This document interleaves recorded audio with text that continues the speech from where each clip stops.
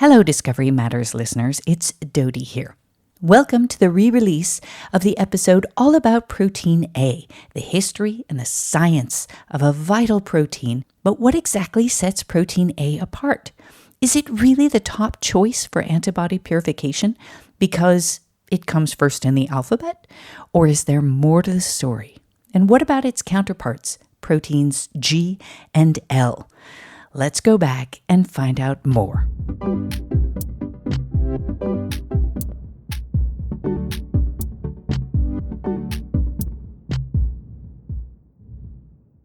Connor, you're a big fan of bacteria. Should we talk about the one that most people know and do not love, Staphylococcus? The famous cause of staph infections. Yes, why not? Yeah, these bacteria are not to be messed with, but some good things have come from understanding it, such as, drumroll please, Oh, how exciting. the discovery of Protein A. Aha, Protein A. Finally an episode on Protein A, discovered in our lifetime and is going to drive just the most incredible things for generations to come. So is that what matters on today's episode? In fact, it is. Let's find out about Protein A.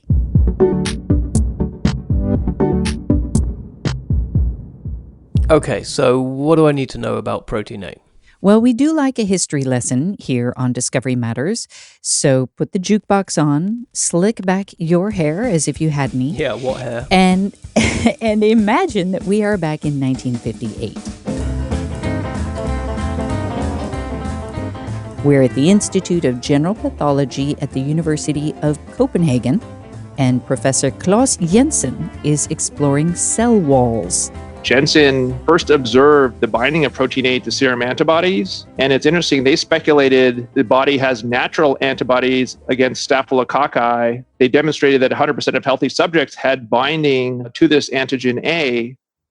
And he speculated that it was due to transmission, passive transmission of antibodies from the mother to children. Okay, there was a whole load of information there. How are we going to work this out? Yeah.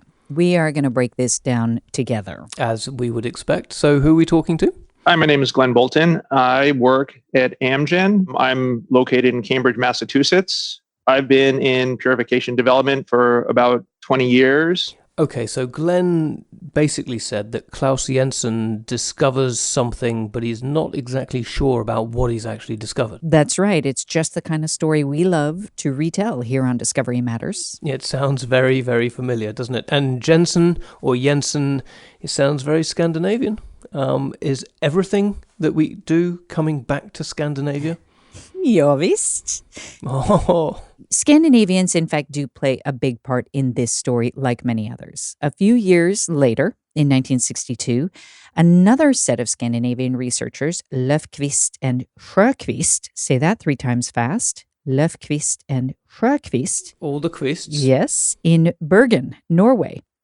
They kind of finish off what Jensen had started, and they confirmed that antigen A was in fact a surface protein on the bacterial wall of certain strains of this Staphylococcus aureus bacteria. Then 2 years later, they named it Protein A after aureus. Aha, I recognize that voice. Let's meet her. So my name is Josephine Bollick, and I work as a global product manager. I'm responsible for the next generation chromatography Protein A resins. So it wasn't until 1978 when somebody decided this could make a good purification product. So that's where it all started for how we utilize Protein A today.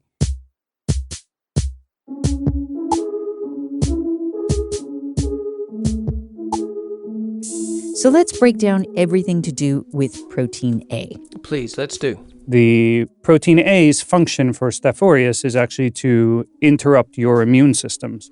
Now that voice sounds familiar as well. Yep, that is our former colleague Jonathan Royce. He loves Protein A. I mean, loves Protein A. Protein A sits on the surface of this bacteria, and when your body produces antibodies to try to kill the bacteria, Protein A actually binds those antibodies. It actually flips them upside down so that the important part of your immune response can't actually reach the bacterial wall of the bacteria. I think it's really interesting because it is one of these maybe not accidental discoveries, but it's something that, we have discovered in nature and then found a way to apply it in a very industrial setting. And I think it's also really interesting that in the beginning, no one thought this technology would ever be used at the industrial scale. I mean, it was a lab scale product at the beginning. And if you read some of the first product managers' notes, which are like on typed paper, they were forecasting, maybe someday we'll sell like a liter of protein A. It's a fascinating story from both of those angles, I think. It is a very interesting molecule, as Jonathan said. It's based as 3 alpha helices. That structure makes it very good. The amino acids are pretty much protected. So when you're actually treated with, for example, alkaline solutions and so on, it can actually protect the amino acids a little bit. As compared to other protein scaffolds, which are perhaps having more beta sheets, like protein G, those amino acids are more exposed to treatments.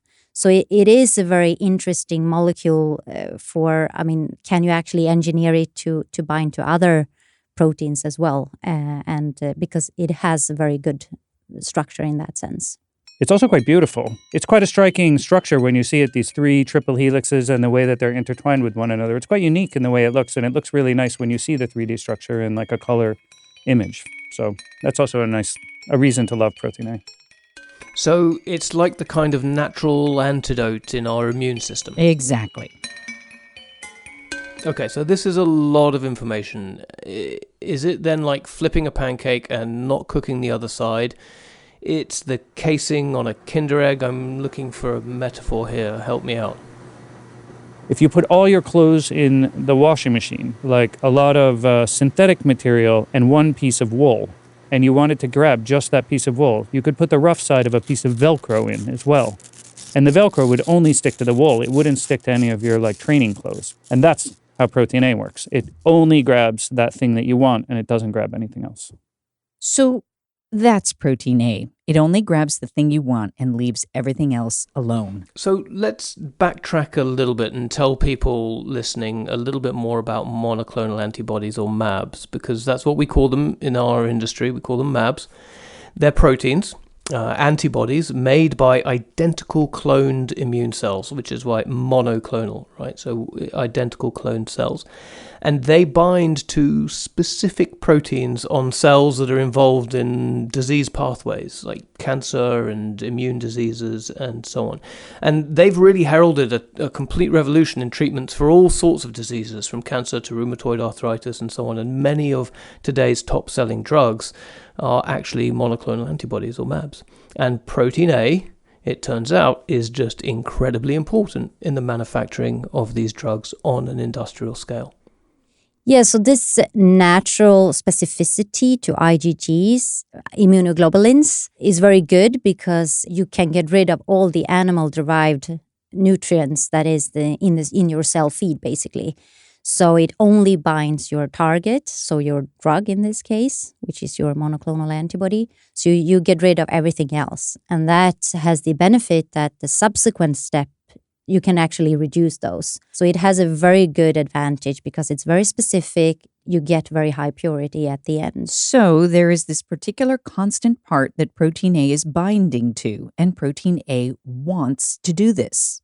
If you have that on a chromatography resin, for instance, then you bind your drug to the protein A, which is on the resin, and everything else from your cell culture feed, all the proteins, nutrients, everything goes through the flow-through, and you get rid of that, basically. And that gives the very high purity of your final drug product. So what's the future then? How can something this efficient get any better? Or is there a risk of disruption by another technology or another protein? Protein A has been engineered over the years, ever since that first resin came out. And we've made it more alkaline stable so that it can actually handle, because since you have all those nutrients in your samples, this step is also prone to bioburden incidents. So by cleaning it more harsh, then you can actually get rid of that problem. So we have engineered over the years to actually be able to have those clean in place to higher concentration of sodium hydroxide. But I think going forward, protein A, now it has been utilized on chromatography beads, but I think it's a protein. It can easily be attached to other new technologies like membrane technologies or fiber technologies. So I think that's what we're going to see going forward.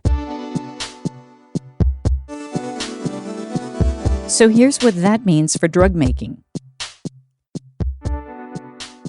You still have that specificity, of course, and you can reduce the bioburden incident complications, but also by putting it onto other technologies, you can actually improve the productivity of your process even more. You can run even faster. Over the years, it has been a lot of focus on the beads and to make them more better pressure flow properties and so on, to run the processes faster and also to respond to the increased titers. Now customers want to have even more productivity, and that's where we're going to see those new technologies come in place. But I think protein A is still going to be very useful in those new technologies as well. Protein A columns are the weakest link in downstream purification with respect to the bioburden risk. And so Josephine is going to explain that. There are all sorts of bacteria that can actually infect your process, basically, because although these MABs are produced in CHO cells, and you can have risks of these bacteria infecting your feed, basically. So that is what we mean with a bioburden incident. And this is very critical to the companies. They have to be in control over this and to be able to show that they can actually reduce those in a very efficient way. So when Josephine's talking about increasing speed, what are we talking about exactly? Are we talking about like from hours to minutes or months to hours? How much speed? We typically call it grams per hours in terms of productivity, grams per liter per hours. If it's a resin, that you can actually produce more grams per hour, basically. So that is what we increase or improve. Okay, so she mentioned cancer. When we see how much cell and gene therapy is evolving in the race to cure cancer, how then do monoclonal antibodies compete with them? Well, I think both technologies are here to stay, but there are actually interesting, very recent data that was presented by two companies late last year that bispecific antibodies are actually outperforming CAR-T treatments. So that is a very interesting thing going forward to look out for. So I think definitely that antibodies can still have their space when it comes to cancer treatments and so on. For Glenn, he says that if you imagine protein A as a car, it's like your Old Faithful. It's the car that you drive every day, not the Sunday convertible. Yeah, I think that's a good analogy. You want reliable, economical transportation that you don't have to worry about getting to point A to point B. And then it's sort of a reliable economic transportation for us to get early stage drugs to the clinic and to commercialization for patients. And he carries on saying that it really is a lifesaver. It's something that I value a lot because we have to get these drugs out fast. We have to meet the clinical timelines. We have to get them to patients quickly. I don't have a lot of time to spend developing the conditions. I want to get the material through with very little risk. I don't want to lose yield. I don't want to give something that's too impure. So to me, protein A is kind of a lifesaver in that I can very quickly produce these drugs and move them along to the patients with very little development effort and with good confidence. I'm going to get high yield and high purity. So for me, that's key. I don't have to worry about whether it's going to work. Am I going to lose all my product? Is my product going to be too impure when we're doing early stages of development and we want to rapidly get material out? So, from something scary and unknown and unexpected, we've found something that's provided enormous benefit to the biotech industry and to patients all around the world. Exactly. And it's another discovery in an unexpected place. And it's another story for you to use, Connor, when you talk about your love of bacteria.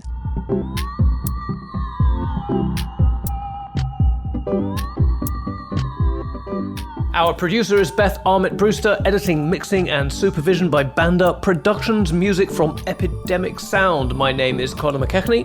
And I am Dodie Axelson. Please rate us on Spotify or whichever platform you use to listen to us.